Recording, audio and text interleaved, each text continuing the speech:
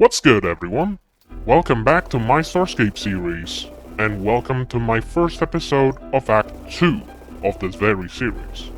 This time, instead of just mining footage, it will mostly be focused around PvE while using the Echelon as the perfect candidate.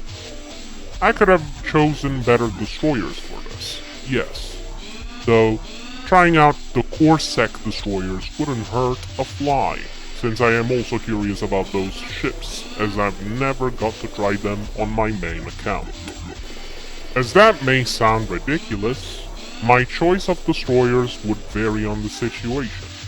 Loxodon for heavy DPS with the turrets of choice being the laser cannons, but keep in mind of its slightly fragile hull and shields, unless you have a composite armor to make up for that lack of tankiness. Heavy hull repairer included. Conciliator for both PvE and PvP due to versatility and insane energy regen, considering the 2 reactor rig slots and the 3 subsystem slots, making the ship a real beast in almost every situation. Finally, the Justice, for PvP due to a simple reason: shield tanking and faster turret agility. Of course, the other destroyers like Fortitude, Bulwark, and Horizon have their purpose as well in their field, but I will talk about those 3 in a later topic. Now, back to the topic of why I chose the Echelon out of the Bulwark. Not to glaze this very destroyer itself, but in my opinion, I had a build in mind while blasting away drones and pirates with my faction in the wilderness.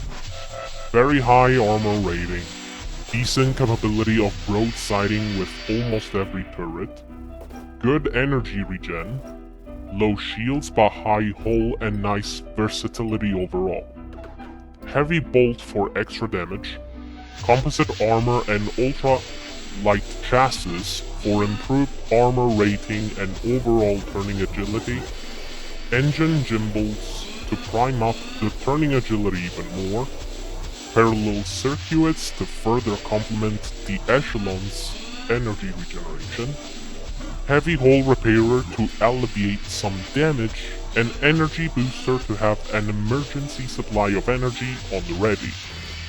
If you're wondering what ship would be very best for your first PvE machine, the Echelon is a really good choice if you don't have a Conciliator or Loxodon blueprint in your possession.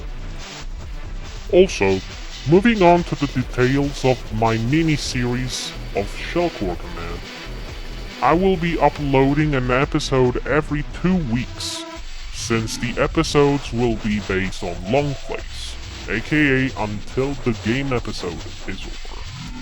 I know, too little time on your hands to finish the entire video, but its gameplay is worth watching despite being an ancient game from the era of Adobe Flash player.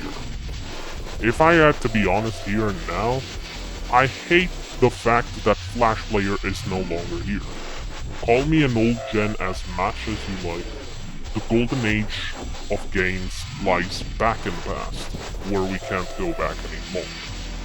No pun intended, of course. Before I get flamed and roasted on a grill due to me saying this, I understand there's Steam games with much better quality and replayability at their disposal, but I'd rather enjoy a Flash games being brought back than make my Euro builds fly off like birds having their flight during spring. Righty, back on track with Starscape, I will focus pirate dens for their blueprint drops. In specific, every time a pirate den is destroyed, there is a chance for them to drop faction blueprints, such as the Vesta, the Knifejaw, and maybe even the Adept, if I remember correctly. Since, the last 2 blueprints of the ships I just mentioned are needed for the challenge series. Also, I may be adding an extra challenge to the list, where it will also involve the Vesta being used, so stay tuned for further news about my challenge list being updated in the future. In the past, I kind of hated this very ship simply because it was a bit slower at mining. Of course, that was until the skill trees were introduced into Starscape, making everything a little more easier than usual and giving me another reason to retry using the Vesta for this 8th challenge. The last topic for today shall be spoken about YouTube, of course. I know I've spoken about this topic many times, but if you watched the first act of my Starscape series, or perhaps any older videos where I spoke about this very specific topic that I'm talking about once again, you'll remember how I rumbled over the algorithm, my videos barely getting any views or recognition despite all my hard work, generally talking how it would be much appreciated if you all would leave a like on every video I make and subscribe to the channel, all that stuff. I always had in mind to run a channel where I can practice my editing capabilities, grow my own community, be able to, well, pretty much be myself while having my stash of games I enjoy through Roblox or any kind of gaming platform there is, and share it with you all.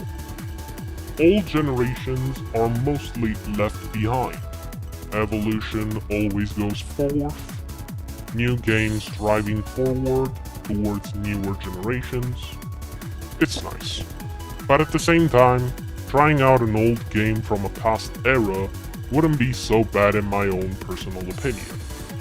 With this occasion, I want to remind to anyone who's new to this channel and to my fellow viewers already following this channel, please don't forget to leave a like on the video, as it helps me a ton with motivation of making more videos for you all to enjoy, and subscribe to my channel if you haven't done so.